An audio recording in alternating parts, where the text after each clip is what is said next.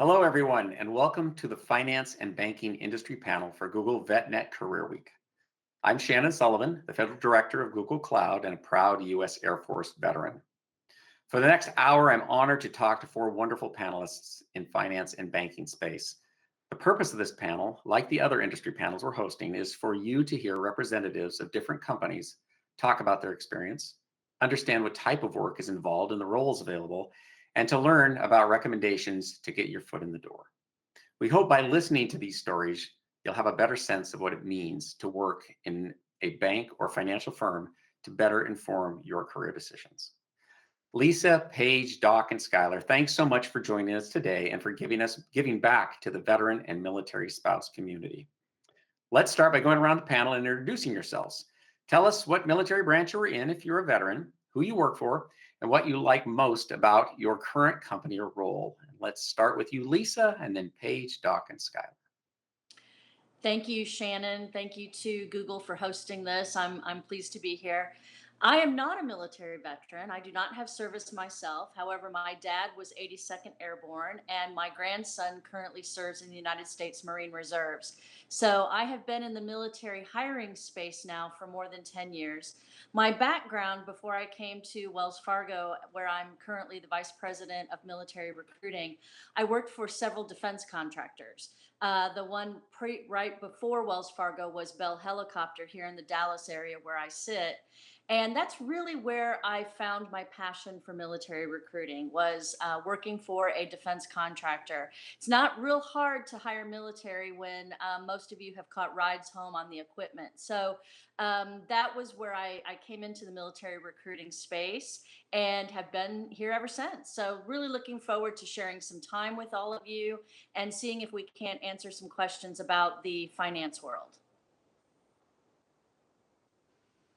Thank you, Shannon, for that wonderful introduction. My name is Paige Ford. I am an Army veteran, served for 5 years before leaving the military in 2015, going to business school, and joining JP Morgan, where I sit in our private bank office for the Carolinas. Great, thank you. Hey, thanks, Shannon. Rynell Martis, I go by Doc. Army, essentially 27 years in the Army. Currently, I work for Citigroup in the Cybersecurity Operations Center as a Senior Vice President. Thanks for that great intro, Shannon. Hello, everyone. Skylar Brown here. I spent 9 years in the Army, then went to business school. And following that, joined Goldman Sachs, where I sit in the wealth advisor business. Great, fantastic. What a wealth of experience. So let's start.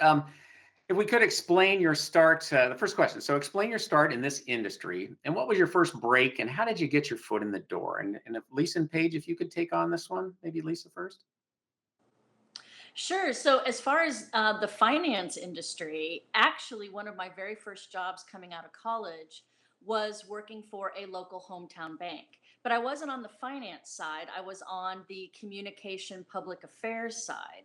And I spent 2 or 3 years in that role. And then I went on and did a whole bunch of other things. As I said in my intro, I did a lot in manufacturing, but I've always been on the HR side of things. So for me, my journey back to the finance industry was because someone who worked for me at Bell Helicopter left to take a job as a recruiter with Wells Fargo. And about a year into her tenure here at Wells Fargo, she called me one day and said, "Hey, there's a position open that would be my boss, and I'd really like you to apply for it because I'd like you to be my boss again." And so I found myself coming back into the finance industry, but my career has been in HR communications the entire time. I am not a finance person, so it will be interesting and probably much more apropos for my other panelists to tell you a little bit about how they got into the industry. So, Paige, I'll pass it over to you. Thanks, Lisa. So I will say that leaving the military was pretty difficult. I think that a lot of our veterans struggle with finding the path that they want to pursue. I personally wasn't looking to hop between the lily pads. I wanted to find something wherein I would have lateral and upward mobility, and I would feel as though I was part of a team. So I did a couple career conferences when I got out of the Army, but nothing really stuck. And so I decided to go to business school. I had a really open mind. I was actively recruiting for consulting and retail. Never thought I would go into finance. And then I would say the break happened in November of 2015. I received an email from a member at JP Morgan. He said, I saw that you're a veteran. I actually work with a few veterans on our team, and they've been very successful. Would you come for a day in the life at JP Morgan? It was called Morning at Morgan. And I remember I told my husband I woke up that morning and it was 6 a.m. and I had to get on a subway. And I was like, I just don't think this is for me. I don't see myself in finance.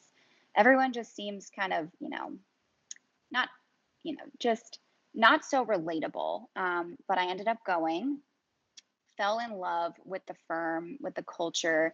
I met so many incredible people and I never looked back. And so I'm very grateful that I went to that day in the life, and happy to get into additional things along the line. But that was my first break. That's great. Well, kind of along that same path then, Doc and Skylar, how firmly chartered was your path? And did you concretely map out your career to this point, or did it one opportunity at a time? How did it come about? Well, I would tell you that mine wasn't mapped out at all. Essentially, everybody's just as Paige explained, the military to civilian transition is tough, and those that are trekking through the transition space, can attest to the challenges faced daily. Fortunately enough, I had witnessed the transition on various occasions, and levels of, from afar, it gave me an opportunity to get some insight into the transition. So I knew and started to understand early on that I needed to pursue additional education to help me through the pursuit of higher, education, because, frankly, the military education was not going to be enough. So I decided to pursue degrees in intelligence, security, and emergency management. And those studies allowed me to get a better foundation for my transition into the private sector, specifically into banking. Similar to Doc, it wasn't exactly planned out. I was fortunate to have the 2 years in business school to look at my options. Much like Paige, I had two focus points. The first was financing and the second was consulting. And when I was fortunate to get the Goldman Sachs summer internship offer, after accepting that offer and then getting the full-time offer there, it became much more concrete what I would be doing, after leaving the MBA program. But coming out of the military, no, I was still having conversations about the entire gamut of options in the civilian sector. Interesting. I'm going to go back just a little bit. I'm curious. Did any of you in your military careers were you in acquisition or a contracting or any of those type of things that might have led you to that, or you really just kind of a whole separation? So from my perspective, complete separation from that specific financial development. I was an intel officer, so as an intelligence officer, my field was, security, and that led me into cybersecurity, and which led into helping protect the bank and the brand and production management support role. So there are so many opportunities in the financial sector, just outside of specifically money, because you have to have that protective, aspect of it. That's what allowed me to transition into the field.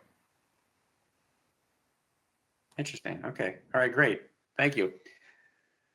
Let's see. Let's talk about habits and values that kind of breed success. What types of profiles, and actually, Lisa, this might be right up your alley too as a recruiter. So I might come back to you on this. But what types of profiles do you normally see succeeding in this space, and how do you see a member of the military community thriving in this space? So let's start with Paige and then Skylar. Sure. Great question. I'm not going to touch on what I think most of us have within us coming out of the military. So things like motivation and humility and integrity, like all of us should have that at this point, and I hope and I think that we do.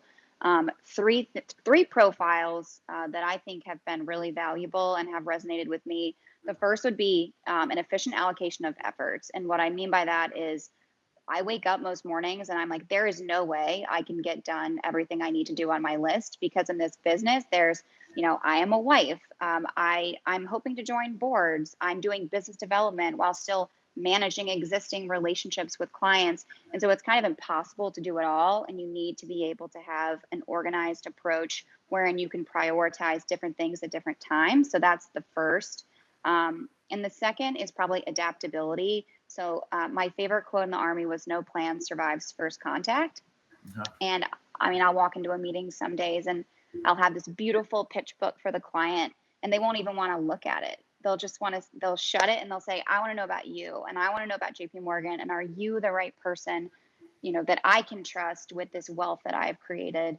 And then lastly, I think probably an entrepreneurial spirit, because in this business, again, much like in the military, someone gives you an end state. They'll say, "This is what I want you to deliver, but I'm going to trust you to find and create the path to get there." And so, I think those three qualities make for a really successful banker. Okay, great. Over to you, Skylar. I couldn't agree more with everything that Paige said. If I could add one thing, it would be grit. Just based on the way the military develops an individual, you just sort of along the way pick up the ability to, be adaptable, handle setbacks, et cetera, et cetera.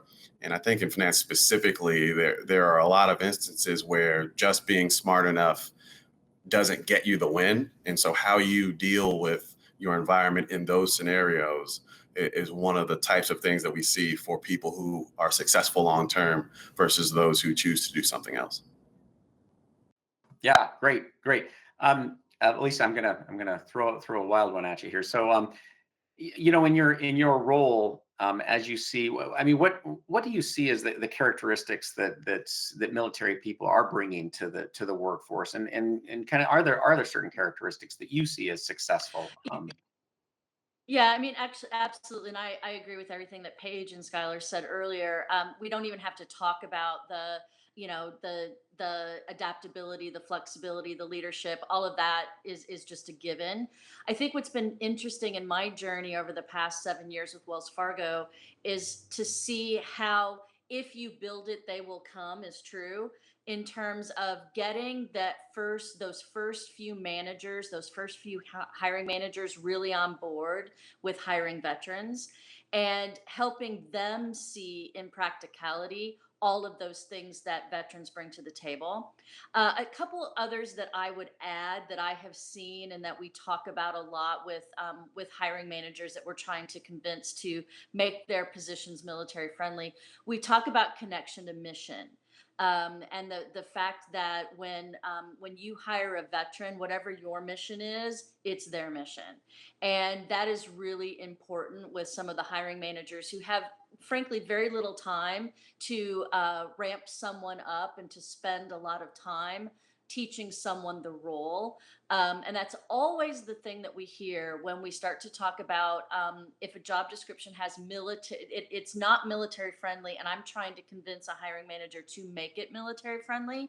One of the problems that we have is that they're like, "Oh, but I have to have industry experience and I don't have time to ramp someone up."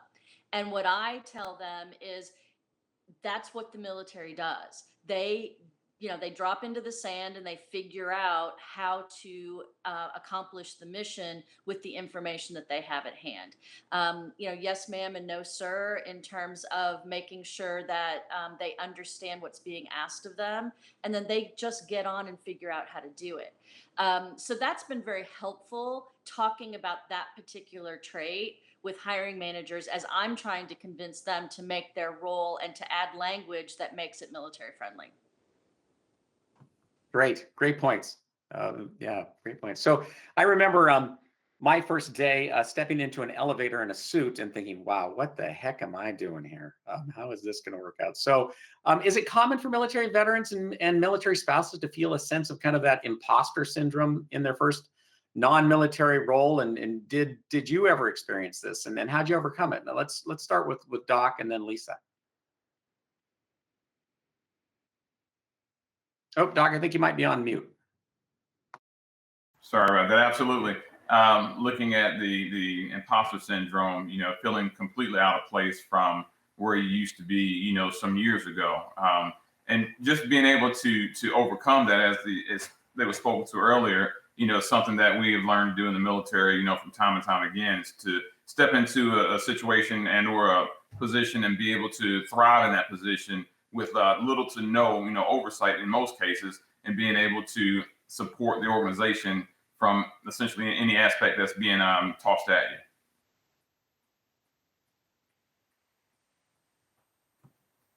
you. And And yeah. Shannon, I think I probably see this more from transitioning military, coming directly out of military service, and by having really strong onboarding processes. I believe that and all of the companies that are represented here today, I know, have very strong onboarding processes that are specific to veterans. That dissipates very quickly. And yes, it may be that first day of putting on putting on a suit and tie and thinking, oh my gosh, what have I done? Um, Hopefully, by having comfortable, we assign battle buddies, as I'm sure a lot of the other companies do. We have a very strong onboarding specific to military veterans that we take, hiring managers take folks through. That dissipates quickly. So I think it's one of those of just asking the right questions and making sure that you're joining the right company from the very beginning that fits your particular lifestyle and your personal brand. Great, great. Let's go to kind of recommending that journey then. How about so? What would you say is your biggest recommendation to veterans or military spouses with limited or no experience? So just beginning a career in this space. What would be your recommendation? What types of roles should they consider if they want to get into banking and finance? And Paige, why don't we start with you? Definitely be your own best advocate. I think all of our firms do a really good job of having resources, kind of to Lisa's point. They've created these incredible programs to serve as a resource for veterans who are transitioning out of the military. So, of course, be your own best advocate, but don't be afraid to reach out for help. I've never met a veteran that didn't want to help another veteran or the spouse of a veteran, because they've given up so much for our country. So that's probably my advice. And then the research on what exactly you want to do, will be doing that in advance will be helpful. I'm not sure if we'll get into this later, but each of our respective programs allow you to kind of taste test different parts of finance. There are so many different lines of business. So my ask would be, for the veteran wanting to move into the financial industry, have an idea of what in particular you're drawn to in the space. Mm-hmm. And again, I guess, Paige, back to that question before, you really don't need to have a degree in economics or mathematics or things like that to break in. If you really want to do it, it's kind of. It helps. I will tell you, I was not a math major. I was not an econ major, but Doc actually said something that really spoke to me, and I wrote it down. He said, I knew up front my strengths and weaknesses, and I was missing something. And so I went back and I sought out how I could gain an education in that particular field. And it's so true. So I thought that was helpful. Yeah, great. And let's see, how about Lisa? Any recommendations on getting in without experience and what type of roles? Yeah, so I would, let me talk about required and desired qualifications real quick from a recruiter's perspective. When you are looking at a job description, and you need to do your homework, as Paige and Doc have already said, you've got to do your homework and really understand what part of the business you want to focus on. But once and I would do that by going on a company's website and just start reading job descriptions. Don't worry where anything's located right now. Just start reading job descriptions and figure out what sounds like you. And then pay very close attention to required and desired qualifications. Required qualifications are usually going to be 1 or 2 bullet points, and they are the things that a recruiter cannot move you forward if you don't have. And if you're seeing a job description that you're like, I really like everything about that, but I don't have fill in the blank, you're going to have to go out and get it. Now, if that's industry experience, and you will see in a lot of finance job descriptions, it may say 1 to 2, even 5 to 8 years of financial industry experience. Those of you coming directly out of military service, out of transition, you are not going to have that. Even if you were in a finance command in the service, you're not going to have industry experience. So then you have to start looking for a program.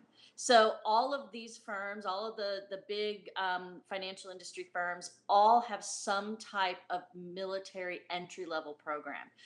We happen to have something called Veteran Employment Transition. We also participate in Skills Bridge. We also participate in the DOL apprenticeship program.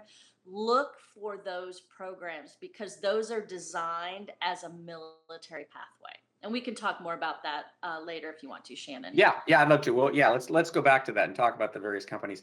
Skylar, so over to you. So what would be your biggest recommendation to veterans or military spouses with no experience and starting a career in this space? What kind of roles do you think they should consider? So as Lisa said, I think they should consider all of the roles. I do want to underscore, though, that at least in this industry, accreditation is important. So as an example, you may not be a math major, but after you go through business school, there will be several courses in there that prepare you for that type of intellectual rigor when you sit down at the desk and have to start work. So really, as Lisa said, I would look at, what they're looking for and then prepare for how you can meet those criteria before applying. And in order to do that correctly, I'm going to lean on what Paige said. You should really know what you are interested in. Because as an example, if you're going to go to a business school program, it's going to be very difficult to sit through those classes in Excel if you have no interest in doing the math or studying the economics. Yeah, that makes sense. And I suppose if you potentially could start that education process so that when you do step into civilian shoes, you could perhaps transition quicker. Would that be a path? Yeah, I think that's what we see the majority of the folks who come into Goldman Sachs do, is they know that they're interested in finance, and this is across all the bulge brackets, Morgan Stanley, JP Morgan, et cetera. They'll know that they're interested. So you'll either have people go to business school, or in a lot of cases, they'll finish their bachelor's degree. So as an example, if I wanted to be an analyst, but I had 2 years of education, I would come out, get my GI Bill to send me through the last 2 years of school. I would make sure I was taking the courses that I needed to take at school. And then I would do a direct entry program through my school if it's a larger school. If it's not a larger school, then as Paige said before, you're using things like LinkedIn, you're using your personal networks to reach out to people individually so that you can apply during application windows. And I think that's another thing that sort of separates this industry from a lot of others, is when you're coming out of school, they are very dependent on those application windows. So you want to be able to backwards plan from there and make sure you don't miss one, because if you do miss one, then getting a full-time offer is much more difficult. Yeah, I put you on the spot a little bit here with Goldman Sachs. My son came out of school and worked for Goldman Sachs, but it was key, it seemed like, to do an internship like in the kind of the middle years of college. Do they have internships? Is that kind of how they do it as well with military coming out? There are also internships that you can do while you're in the military, and this wasn't available, while I was still in. But you can do up to a 6-month internship, if memory serves, with a firm, and then get a direct offer that way. the only rub there, in the circle of veteran trust here is a lot of that is chain of command specific. So that's one of those things where you can't sort of hold out on giving the information that you're interested in leaving the military and also expect to get that opportunity. Okay, great. Thank you. Doc, you had mentioned that you would, I think there have been a couple of references to your going back to school, to learning, to not necessarily having the prerequisites that you needed. How did that phase in for you? Did you do it partially in the military? Did you wait to get out? Kind of how did that career progression go for you? So I think what everyone's alluded to is that, and from my perspective also, transition starts the day you join the Army. So in understanding that transition starts the day you join the Army, you need to understand how you're going to map your career following the Army, be it 2, 4, 27 years. In doing so, you begin to understand what your interests are, as was also alluded to. Identifying what your interests are significant, points that you need to consider when you make that transition. Once you identify, your mapped path, early on, if you don't do it from the time you join the Army, you do it from that 24 to 12 months, out of the military. I would implore everybody to do it day one. Know what you want to do after you make that transition out of the Army, or whatever service you may be in. But then you also want to make sure that that interest that you have in something is really suitable to you. So just as was alluded to earlier, you have tools nowadays that weren't available, earlier on in most of our military careers. You have the Skill Bridge program, you have the Army CSP program, CSP being the Career Skills program. And those programs specifically provide service members the opportunity to essentially be an intern at an organization for the 6-month period, 180 days, and truly understand and know if that is something that's suited for them. And oh, by the way, in that process, they'll be able to, glean the information they need to make that transition as they develop those skills already in that 6-month period. So just a, little insider here, I was the former regional director for the Soldier for Life program. So I'm very familiar for the transition from strategic standpoints, from all aspects of it. So I think everyone's hit on, some very key points here is to know your interest, use the tools that are available to you, the LinkedIn, and there are other tools out there as well, and understanding that those tools can be provided for you to reach out to those veterans in those spaces to, if you're not able to, because it's command specific, if you're not able to get that internship, at least you have that tool to reach out into the environment that you want to step into and talk to those veterans that are in that space. In doing so, you can get a better sense of, if it's right for you and the path that you need to take to get there. So not having, the specific degree is not always the challenge, but, most often we're considered overqualified from a leadership perspective and undercertified from a skills perspective. So in doing and knowing these things, you'll better prepare yourself to make that transition out of the military. Yeah, some great points there, and you may have hit upon it, and I didn't quite catch it, but when you're working with folks that are still in the military, and it sounds like there are tools to help them determine what might be of interest, like a Myers-Briggs or lots of other types of things like that. Do you find that some people come better prepared when they're approach you and start to use these tools and look at their next career, and then others are just kind of shooting in the dark? Or Absolutely. Preparation, is always the key. But just as Paige said, which resonated very clear to me, plans never survive first contact. Yeah. So you could plan all that you want to, but don't expect things to go exactly like you planned them out. Be flexible. Be able to make those transitions and those cultural changes as necessary. And I keep pointing those cultural changes as necessary when you step into those different roles. Yeah. You probably all find this. I know I do that on LinkedIn. You're contacted by lots of people, And I love it when the veterans contact me, because it can't help everyone, but you certainly want to play it forward when it comes to the veterans. And but oftentimes it's just really kind of fishing. And I think one of the things I recommend they do as we talk is go to careers.google.com, which kind of shows you what you're interested in, where those jobs are, what the prerequisites are. And the earlier you can do this, it's like taking your kids to college tours early on in their high school careers, so they can get to feel, what does it take to get into this college. Same thing with industry. I've found that if you start to look online at what Goldman or whatever, what all the folks are looking for, then I think it helps to guide what they do next.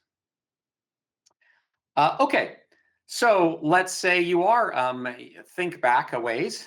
For some of us, like me, it was a long ways, but when you were still in uniform, and if you could give yourself advice on what you should be doing pre-transition, maybe long before that, what would you be telling yourself? And let's start with you, Skylar.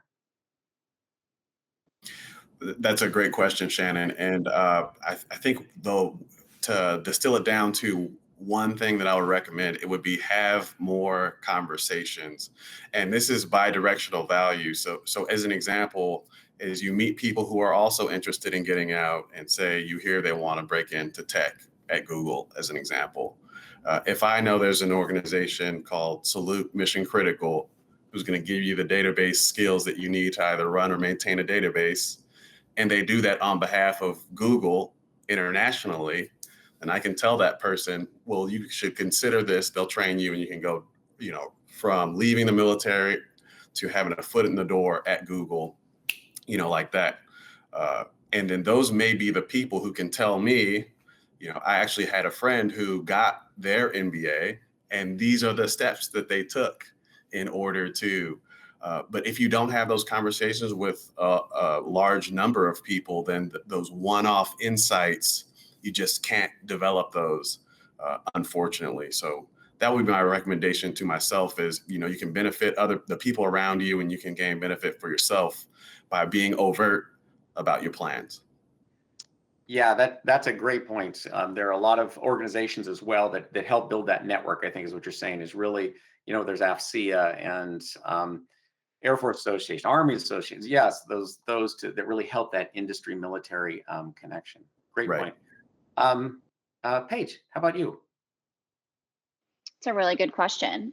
Three things came to mind, one of which Skylar touched on. So build a network, be a yes person from the get-go, and just build that spider web. The second is I lacked a lot of confidence because I was unable to see at the time how my skills could translate into corporate. And I think a lot of employers would kill to find more employees that have the strengths that veterans have. So what was my third? Probably just be outwardly focused. The last is probably just to be outwardly focused. I remember when I was starting out in finance, I didn't have a book of business. I was constantly meeting CPAs or trust and estates attorneys, but I couldn't refer out business because I didn't have a book of clients yet, but I could help in other ways. So I could, connect them with a family friend, or offer to, help the board they were on think through financial opportunities, stuff like that. Yeah, great point. It seems like military people are never afraid to take on challenges, and that's a huge asset that they have going for them. Doc, how about you? Those conversations early on, and be, a little courageous about reaching out. Don't be afraid to reach out to someone that you've never met before in your life, because at that point you want to establish a strong network, and that network can, provide you, insight into other opportunities outside of the one that you may have been looking for that may even be a better fit for you. So be, able to reach out and, ask for 5, 10, 15 minutes of someone's time to get that introductory conversation. And don't be discouraged if everyone doesn't get back to you. everyone, you can only help but so many, because one person can only do so much, but don't be discouraged if you don't get the contact or even the feedback that you get from one person, because everybody's opinion is different, so be courageous in your actions when you go out and look for those opportunities. And when you speak to someone, speak with that confidence, same way you would speak to, a soldier that's on the range, and you want to make sure they're confident and understand that they need to point down range. That same confidence you want to show when you talk to others in the environment that you want to step into. Yeah, great points. Great points. Okay, let's talk about then what your individual companies have to offer, because I think all of your companies are very forward leaning when it comes to bringing in military veterans. And so, Lisa, why don't we start with Wells Fargo? Sure. And I actually pulled up our programs because I wanted to make sure I had them all, that I talked about all of them. So we have really 7 programs right now that are military specific. Let me start first with Boots to Banking. And Boots to Banking is a program that we have developed for what we call high volume hiring. So it's very entry level. This is for folks who are really looking to get their foot in the door. These are hourly positions. And they're all over the board in terms of what we do at Wells Fargo. Everything from customer support, I lost my debit card, or I think someone stole my debit card, all the way up to taking those inbound calls when someone thinks they want to start a mortgage process. And what we do is we hire those in classes historically. And we went to the business and said, give us these classes and let us hire classes of just veterans. And so we will hire 10 and 15 veterans at a time. They all come into the training together. You go through as a cohort. And again, we have special onboarding that we do for those positions. We also have something that we call a veteran student teller program. So for those of you who are going to take Paige and Skylar and Doc's advice and go to business school, or going to continue to complete your degree once you transition out, we have we always need tellers. And what we're looking for are veterans who are currently students who need to work part-time, even full-time, while they're going to school. And we, again, take you through a special hiring process, a special onboarding. And then, of course, not only do you get the benefits of being employed while you're trying to finish your degree, but Wells Fargo does also help with tuition reimbursement. So you get an extra special little bump. And I'm sure all the firms here do that. We have the corporate fellowship program, which is part of Skills Bridge that I think I heard Doc or even Shannon mention. That is through the U.S. Chamber of Commerce Hiring Our Heroes Foundation. That is the third party that hires for us. That you do while you are in the service. So within 6 months of transitioning, and as Skylar said, you do have to tip your hand that you're getting ready to get out in order to participate in that program. But you have to be in the military and have not transitioned out in order to participate in that corporate fellowship program. We do 3 cohorts of that a year. They come in January, May, and August. If you're interested in that program, you can contact me at militaryrecruiting@wellsfargo.com, or you can go right to the Chamber of Commerce and apply for their corporate fellowship program. We also have an in-house program that is very similar to corporate fellowship called the Vet Employment Transition Program. We have 1 cohort a year. That will open in November. We do the hiring in December and January, and those cohorts start in April. The difference in that one is you must be fully transitioned out in order to participate, because you do have an automatic glide into a position at Wells Fargo coming out of the vet program. If you like us and we like you, you automatically growth promote into a role. It's not an internship in the traditional sense of I might get a job, or we hope there'll be a job. If you get into the vet program, there is definitely a job on the other end, as long as you like us and we like you.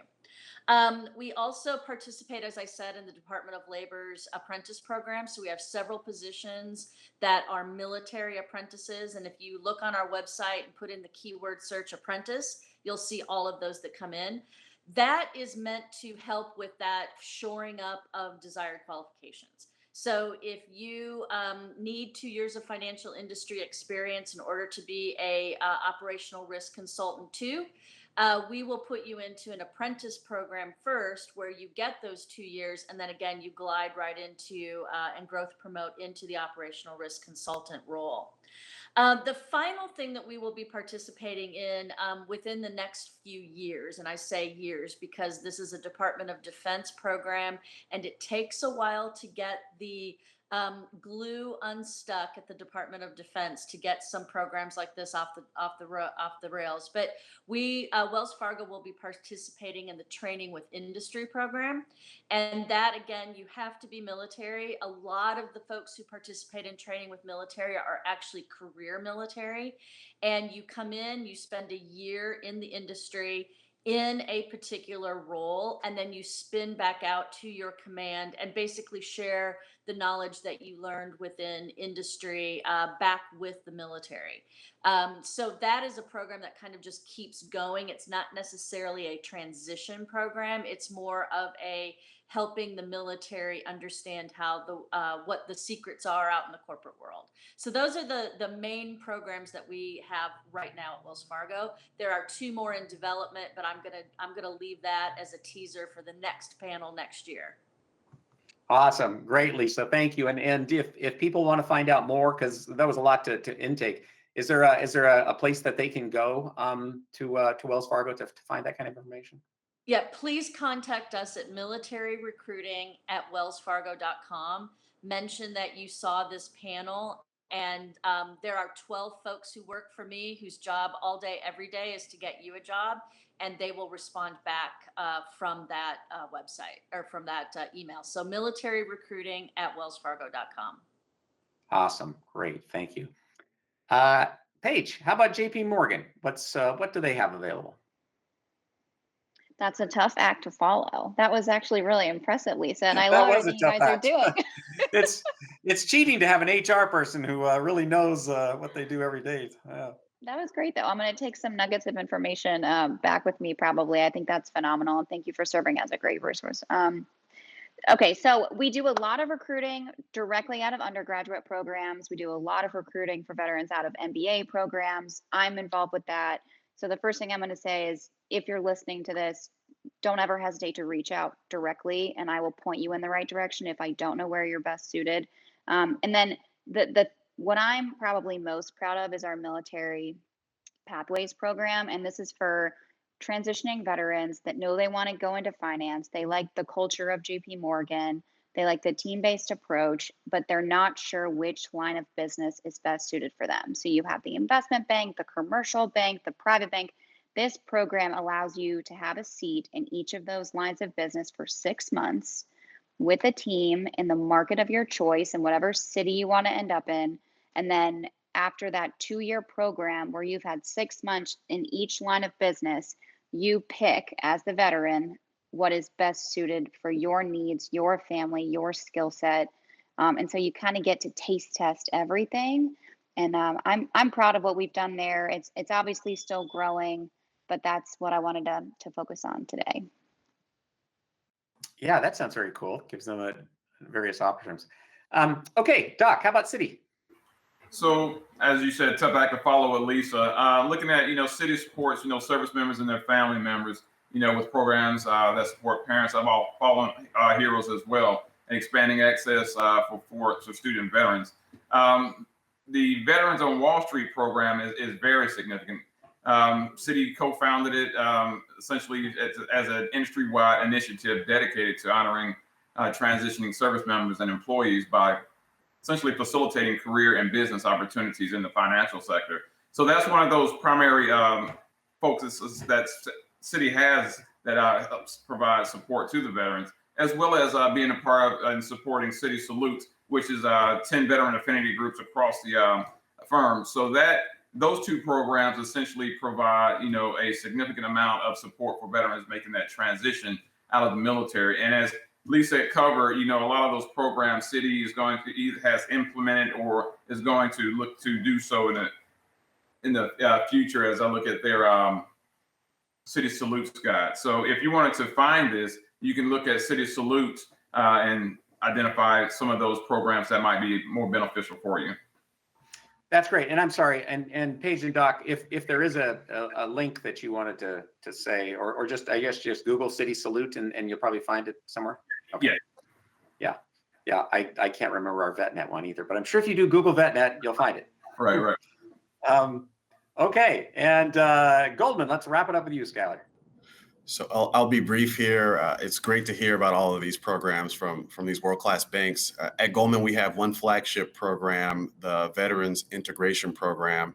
And what's special about it is, if you actually look back, Goldman has had a major focus on federal service. So, senior Goldman folks going to work for presidents, and other areas of the government.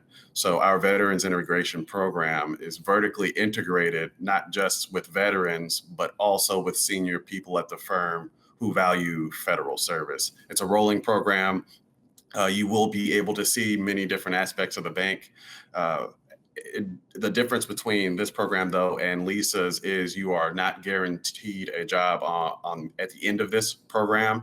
It's more of a, you get to know us, our culture, you get to know each of our business lines, and then we decide based off of, mutually if there's a fit at the end of it. And that's the Veterans Integration Program. Great. Thanks very much. I think that wraps it, and I really want to thank the panel for joining. This was very educational for me as well, and I think regardless of as finance and banking or IT or retail, there were some really good nuggets for those that are transitioning, and some core things that folks should be doing, like thinking ahead and trying to plot out what things that might interest them. I also agree that when you get out there, you just never know until you get your feet wet on what you're truly going to like. So you got to be open as well. But there are attributes that the military fosters in people that are really indispensable in industry, and we need more of that kind of focus and dedication and commitment to mission that it is hard to find in industry. So if you're out there in the military looking, industry needs you. So with that, I'd encourage you to log into the live stream tomorrow at 9 a.m. Pacific, 12 Eastern, for a series of inspiring executive fireside chats. We are going to have the Alphabet Google CFO, the CMO of Americas region at Google, the Google Chief Diversity Officer, the president of Google.org, and they're going to talk with executives from Procter & Gamble, from Walmart, from Uber, and the CEO of Johnson & Johnson. So there's going to be a lot of great insights coming out of that, and I'd encourage you to watch. Also, there is a Keys to Successful Entrepreneurship panel with successful entrepreneurs that anyone thinking about starting their own business should tune in for. And with that, I'll say thank you, and thank you to panel, and thanks everyone for watching.